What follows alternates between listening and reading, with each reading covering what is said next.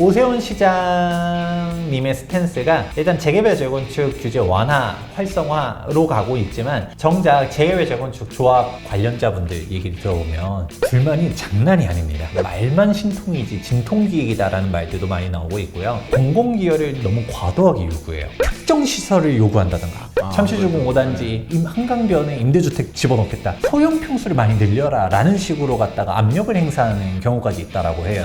제정신인가 라는 생각을 합니다. 자, 지금까지 좀 시장 그리고 재테크에 대한 얘기를 좀 해봤다면 정책에 대한 얘기를 좀 해보고 싶은데, 아까 오세훈 시장 대선 불출마가 정비사업의 호재로 작용하고 있다고 했는데 이후에 이 서울시가 정비사업을 대하는 분위기 요즘 좀 어떤가요? 요즘 저는 좀 되게 안 좋아지고 있다고 생각하고 있습니다. 호재라고 생각했는데 그러니까 이게 좀 구분을 해야 되는데, 일부를 보신 분들은 알겠지만 오세훈 시장님의 스탠스가 일단 재개발 재건축 규제 완화, 활성화로 가고 있지만 정작 재개발 재건축 조합 관련자분들 얘기를 들어보면 불만이 장난이 아닙니다.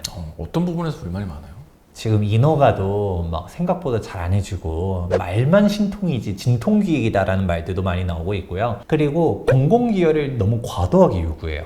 하긴 뭐 최근에 데이케어 센터도 거의 약간 이제 찍어 누르듯이 해서 여의도에서 막 쏙쏙 들어가고 있고 이런 거 말씀하시는 건가요? 그렇죠. 이거는 또 다른 얘기인데, 일단은 기부 체납에 대한 부분들 땅 내놔라, 뭐 공공시설 넣어라, 임대주택 많이 늘려라, 이거를 요즘은 업그레이드가 돼서 공공기여 하는 것까지는 알겠어. 근데 특정 시설을 요구한다던가, 아까 얘기했던 건 주민들이 좋아하든 싫어하든 간에 데이케어 센터를 넣어야 돼, 이거 아니면 무조건 안 돼, 이런 식으로 간다던가, 아니면 임대주택을 넣는다 하더라도 한강변, 최근에 논란 많이 됐잖아요.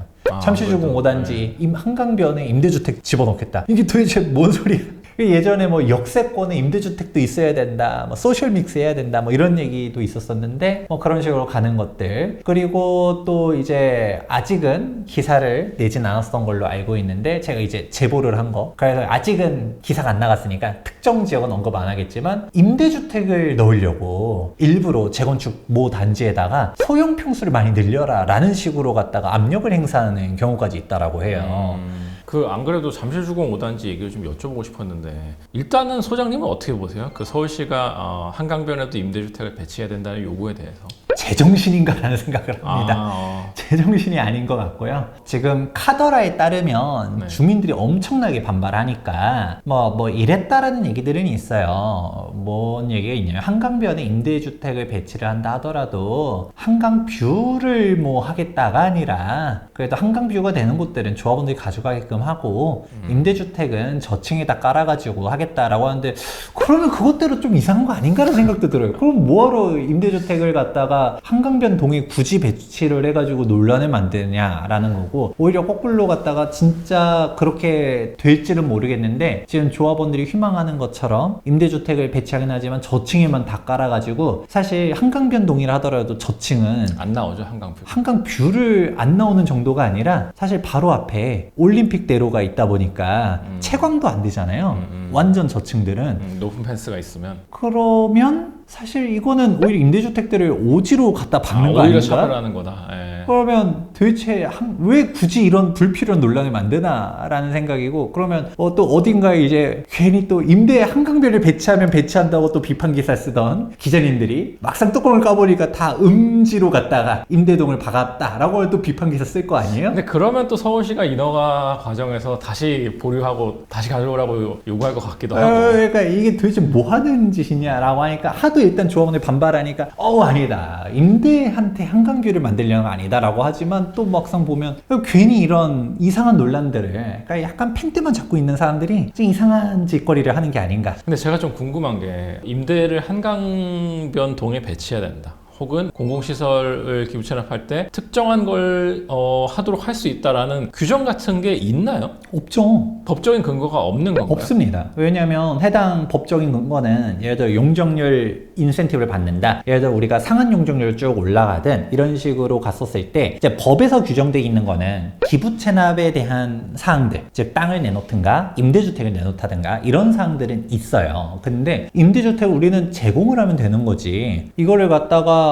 뭐 구체적으로 뭐 한강변에 넣어야 된다라는 건 당연히 없고요.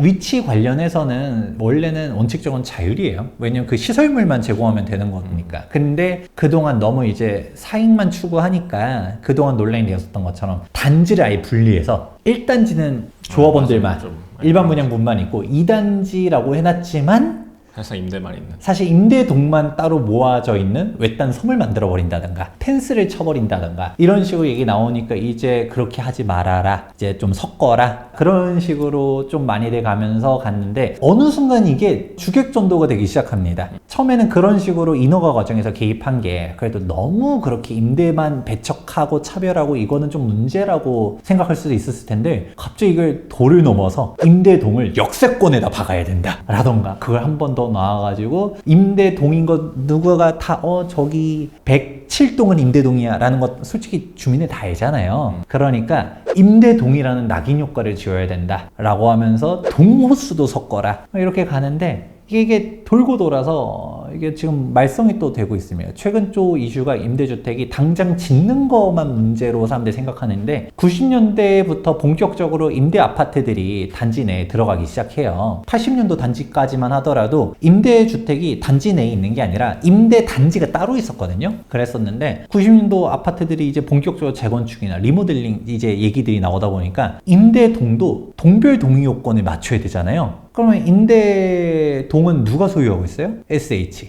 사실상 서울시가 동의를 해줘야 되는데 지금 가장 유명한 곳이 바로 남산타운 리모델링. 서울시가 인허가를 정확하게는 동의를 안 해주잖아요. 그런데 동의를 안 해주는데 그렇다고 거절이라고도 안 해요. 그냥 알아서 너네들끼리 하세요, 중구청이랑 협의하세요 라고 하는데 중구청 원칙적으로 서울시가 동별 동의를 안 해주면 해줄 수도 없는 거고. 동의율이 맞춰지지 않는. 그러니까 서울시는 사실상 해주기 싫다라는 얘기거든요.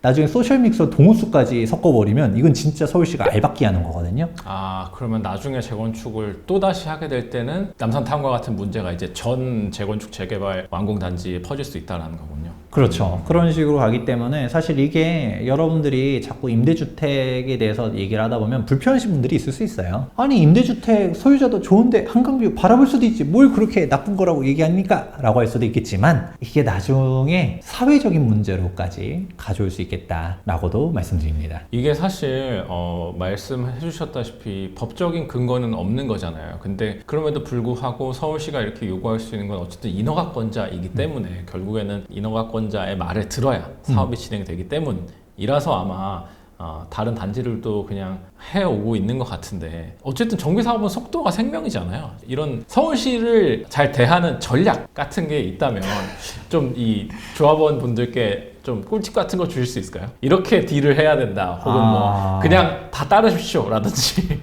너무 어려운 것 같아요.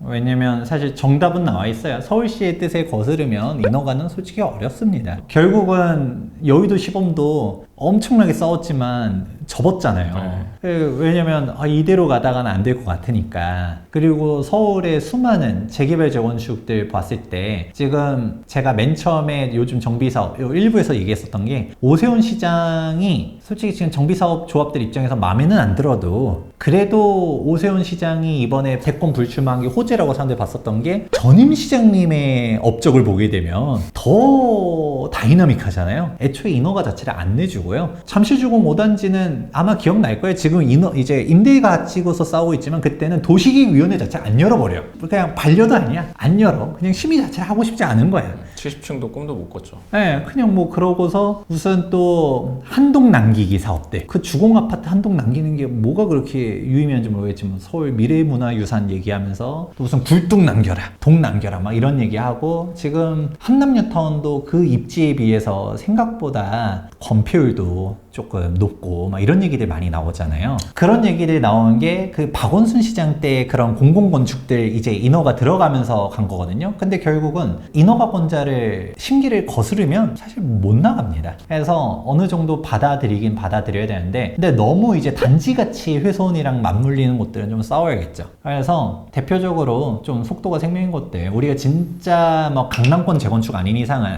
이래는 지으나 저래 지으나 하는 곳들은 어느 정도 받아들이면서 속도를 내는 게 좀 좋을 것 같고, 근데 그렇게 가는 순간 우리 단지 퀄리티 자체에 아주 치명적인 타격을 갈 것 같다. 그럼 저는 맞서 싸워야 된다고 생각합니다. 결국에는 적당한 선을 잘 유지하면서 줄 건 주고 받을 건 받고 해야 된다 이런 말씀이시군요. 자, 이렇게 해서 오늘은 최근 재건축 재개발 시장 가격이 오르는 이유, 그리고 또 유명한 투자처, 유명하다기보단 가성비 투자처 어떤지 알아봤고, 그 다음에 최근 서울시 정비 사업을 대하는 분위기까지 알아봤습니다. 모쪼록 오늘 영상도 여러분들께 도움이 되셨길 바라고요. 그러면 저희는 이만 인사드리도록 하겠습니다. 감사합니다.